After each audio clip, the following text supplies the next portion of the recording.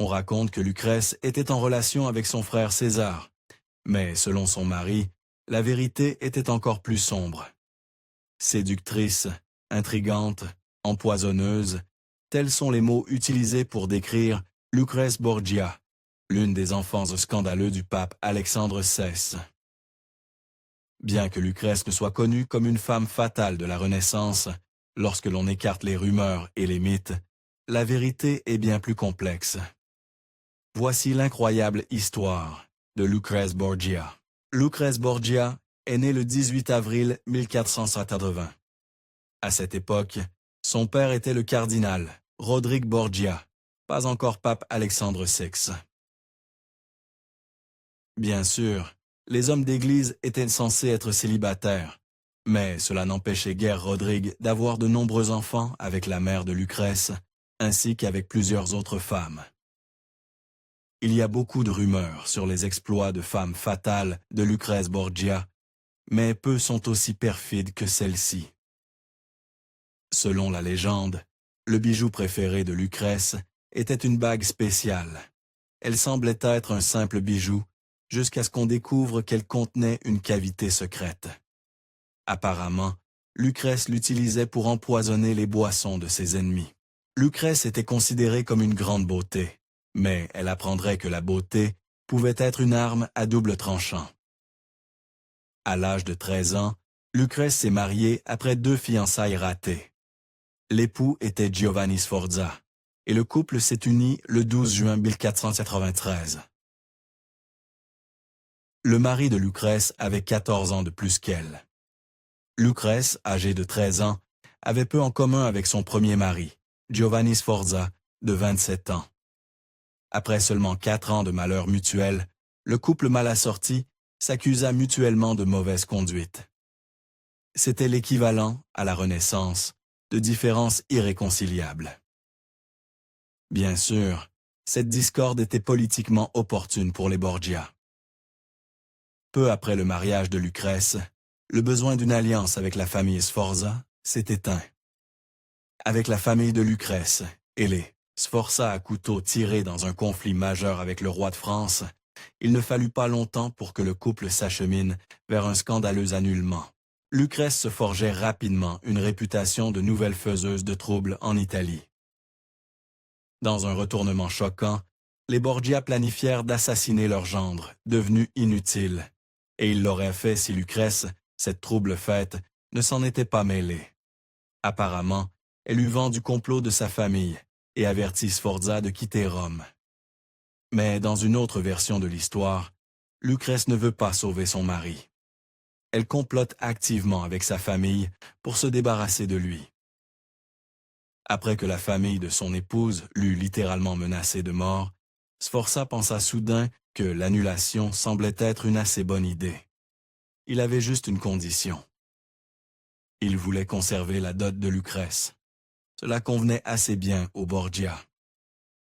Ils négocièrent que Giovanni Sforza signe un contrat stipulant que le mariage n'avait jamais été consommé parce qu'il était impuissant. Après la fin du mariage, Lucrèce se précipita dans un couvent et tenta de profiter d'un peu de paix et de tranquillité. Bien sûr, sa retraite précipitée ne fit qu'alimenter davantage de rumeurs. Bientôt, un scandale encore plus grand éclata. Elle reçut des nouvelles inquiétantes. Au début, il semblait que son frère Giovanni avait simplement disparu. Mais après 1 semaine ou 2, il devint clair qu'il ne rentrerait jamais. Lorsque le corps de son frère échoua sur les rives du Tibre, il était facile de voir que sa mort n'était pas due à des causes naturelles. Giovanni avait été poignardé à plusieurs reprises. Les Borgia étaient, à juste titre, bouleversés par leur perte. Mais voici le pire. Certains pensent que l'ex-mari de Lucrèce avait organisé cette attaque brutale. Si les Borgia ne l'avaient pas humilié avec cette clause d'impuissance, peut-être le frère de Lucrèce serait-il encore en vie. Entre la rupture de son mariage, son séjour au couvent et la mort violente de son frère, Lucrèce trouva néanmoins le temps pour un autre scandale. L'apparition d'un bébé secret. En 1498, Un bébé mystérieux fit son entrée dans la famille Borgia, mais voici le hic. Personne ne voulait dire à quel Borgia il appartenait. La parenté de ce bébé Borgia déclencha un énorme débat à Rome. Les possibilités choquantes étaient les suivantes. Le bébé était l'enfant secret de Lucrèce, avec son ex-mari, Giovanni Sforza. Lucrèce avait eu l'enfant avec son propre frère César, ou c'était l'enfant de Lucrèce avec son père, le pape. De nos jours, les historiens ne prêtent guère foi à ces hypothèses, mais une autre explication semble plus plausible. Pendant les procédures d'annulation avec son ex-mari Sforza, des nobles italiens accusèrent Lucrèce d'avoir eu une liaison avec le chambellan de son père, Perotto Calderon, et les preuves confirmant cette possible parenté sont scandaleuses. Vous vous souvenez que Lucrèce avait quitté la ville pour entrer dans un couvent. Eh bien, peu après son installation au couvent, le corps de son prétendu amant, Perotto, fut retrouvé dans le Tibre, avec celui d'une femme de chambre. Beaucoup pensaient que les Borgia avaient de fait assassiné Perotto et la femme de chambre pour éliminer les problèmes. Et ainsi, en mars 1498, un garçon d'origine incertaine entra dans la maison des Borgia. L'enfant fut nommé Giovanni, mais on le désigne souvent, mystérieusement, comme l'enfant romain. Le pape Alexandre émit non pas un, mais 2 décrets pontificaux contradictoires concernant sa parenté. L'un disait que le garçon était le fils illégitime de César, le frère aîné de Lucrèce. Mais ensuite, le pape changea d'histoire et déclara que cet enfant secret était son propre fils naturel. Quelle que soit la vérité, Lucrèce éleva l'enfant romain comme un compagnon proche et le désignait comme son demi-frère bien-aimé. Lucrèce ne perdit pas de temps à rester célibataire. À peine 1 an après sa séparation avec Sforza, elle remonta l'allée avec un autre grand nom italien. Cette fois, le marié chanceux était Alphonse d'Aragon, le fils illégitime du roi de Naples. Contrairement à son premier mariage, ce couple était beaucoup plus proche en âge et eut même un fils, Rodrigue. Au début, les choses se passaient bien entre Lucrèce et son deuxième mari. Alphonse était un bel homme, et le jeune couple semblait beaucoup s'apprécier. Malheureusement, le deuxième mariage de Lucrèce s'acheminait également vers des problèmes rapides. Son père, le pape Alexandre, décida de s'allier à la France, qui se trouvait être l'ennemi des nouveaux beaux-parents de Lucrèce. Il trahit son nouveau gendre, Alphonse, en complotant pour envahir Naples avec la France à ses côtés. Terrifié par son beau-père violent, Alphonse, âgé de 17 ans, décida de quitter la ville et de se faire discret. Il s'enfuit de Rome, ce qui poussa le pape Alexandre à envoyer ses hommes pour traquer Alphonse. Malgré des semaines de chasse, il ne parvenait pas à le trouver, ce qui conduisit le pape furieux à se distraire en se livrant à des activités très peu saintes. Alexandre utilisa l'absence de son gendre comme excuse pour offrir à sa fille Lucrèce une promotion prestigieuse. Elle devint gouverneure de Spolète et en plus des tâches officielles qu'elle accomplissait, Lucrèce se livra à des activités plus scandaleuses. Selon les rumeurs, alors que Lucrèce tentait de faire face à l'effondrement de son mariage, Alexandre lui confia le devoir filial de gérer ses escapades amoureuses. Finalement, le pape découvrit des lettres secrètes d'Alphonse à Lucrèce. Réalisant qu'il avait désormais un moyen de communiquer avec Alphonse, le pape Alexandre força immédiatement sa fille à attirer son mari bien-aimé à revenir. Bien qu'Alphonse soit finalement revenu à Rome, et mieux encore, qu'Alexandre ait décidé de ne pas le punir pour sa fuite, la paix fut malheureusement de courte durée. Le frère de Lucrèce, César, accusa Alphonse d'avoir tenté de le tuer avec une arbalète. La plupart des gens ne croient pas aux accusations de César, et dans toute autre famille, j'aurais aussi des doutes. Mais avec le clan Borgia, tout était possible, comme vous le verrez, Par une chaude nuit d'été, en juillet 1500, Alphonse monta les marches menant au Vatican. En haut, il rencontra un groupe d'hommes encapuchonnés, qui le poignardèrent sauvagement sur tout le corps.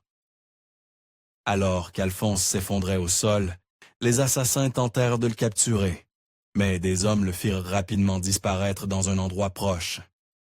Lucrèce était certaine que la tentative sur la vie d'Alphonse se répéterait.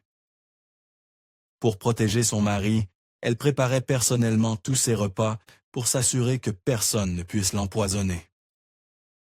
Elle refusait également que quiconque le voie, sauf sa sœur et son médecin. Alors qu'Alphonse commençait à se rétablir, le couple pensait qu'il pourrait tarder si qu'il pourrait sortir de ce pétrin. Malheureusement, ils avaient tort. Une nuit, un groupe de guerriers s'introduisit dans les appartements d'Alphonse, où ils procédèrent à l'étrangler, lui qui était déjà affaibli.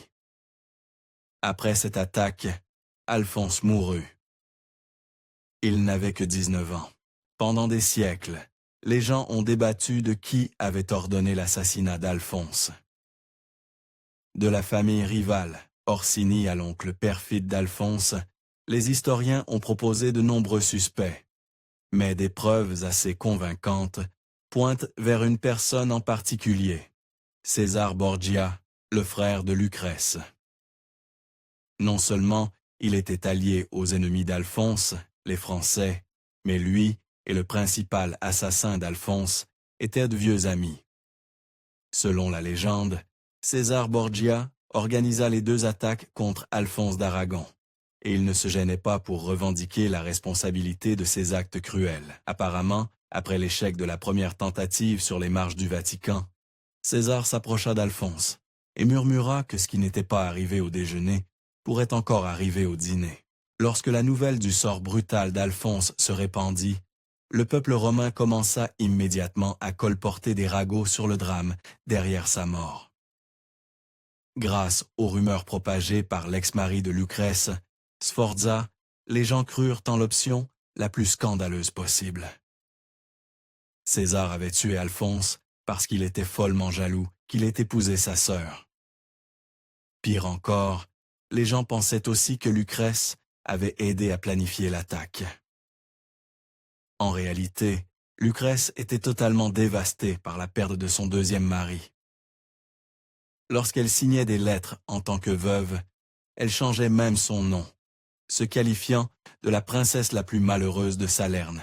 À peine 2 ans après que son deuxième mari eut rendu l'âme, le père de Lucrèce la fit épouser un autre Alphonse, Alphonse d'Este, le duc de Ferrare.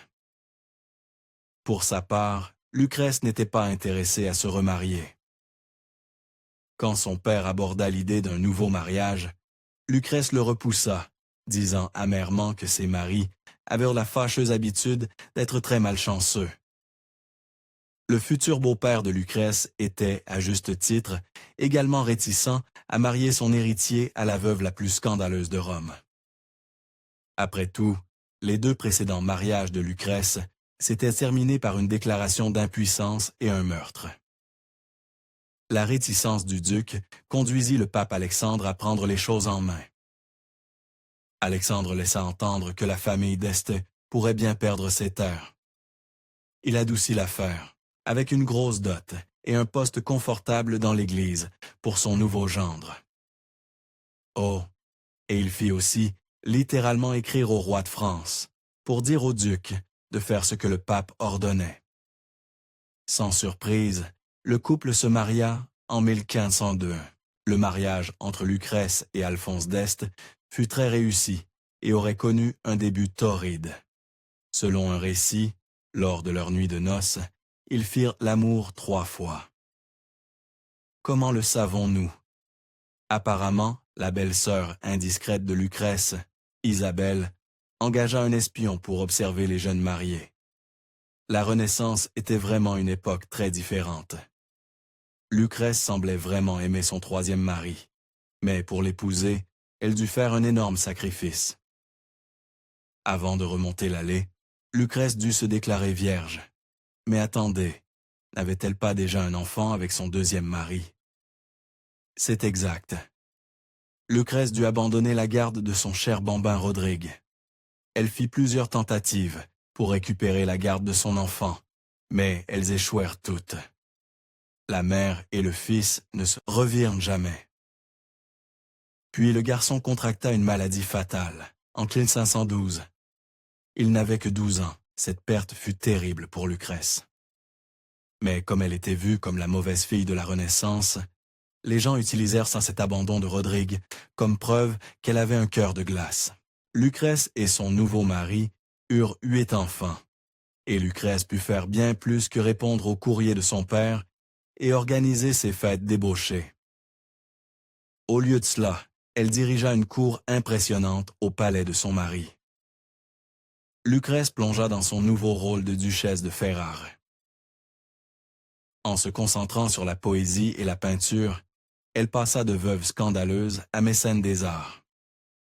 Ironiquement, pour une femme si réputée pour sa beauté et son amour des arts, il n'existe aucun portrait définitif de Lucrèce Borgia qui ait survécu. Même ainsi, on rapporte qu'elle avait un trait particulièrement beau. Ses épaisses mèches de cheveux blonds fraises étaient si longues qu'elles descendaient au-delà de ses genoux. Pas étonnant que les hommes ne pouvaient lui résister, même lorsque certains d'entre eux auraient dû rester loin, très loin. Lucrèce était tout à fait une mauvaise fille dans son 3e mariage. Les fans spéculent qu'elle eut une liaison extra-conjugale avec son propre beau-frère, François de Gonzague. La romance commença probablement en 1503, et certains pensent qu'elle se prolongea jusqu'à ce que François contracte malheureusement la syphilis. Pas une fin très romantique pour cette liaison.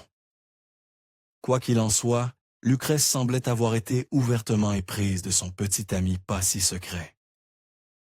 Dans un mouvement audacieux, elle nomma même l'un de ses enfants François, suggérant que son véritable mari n'était peut-être pas le vrai père du bébé. Pendant son 3e mariage, Lucrèce fit de grands efforts pour se lier d'amitié avec la sœur de son mari, Isabelle d'Este. Vous savez, celle qui avait espionné Lucrèce pendant sa nuit de noces. Les deux dames avaient beaucoup en commun en tant que mécènes intellectuels de la Renaissance. Mais hélas, leur amitié ne devait pas se concrétiser.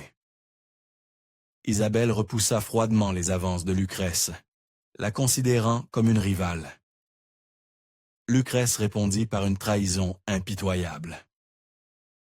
Elle coucha avec le mari d'Isabelle, bien sûr. Mais attendez, ce 3e mariage n'était-il pas censé être un bon mariage? Si c'est le cas, pourquoi Lucrèce avait-elle toutes de ces liaisons?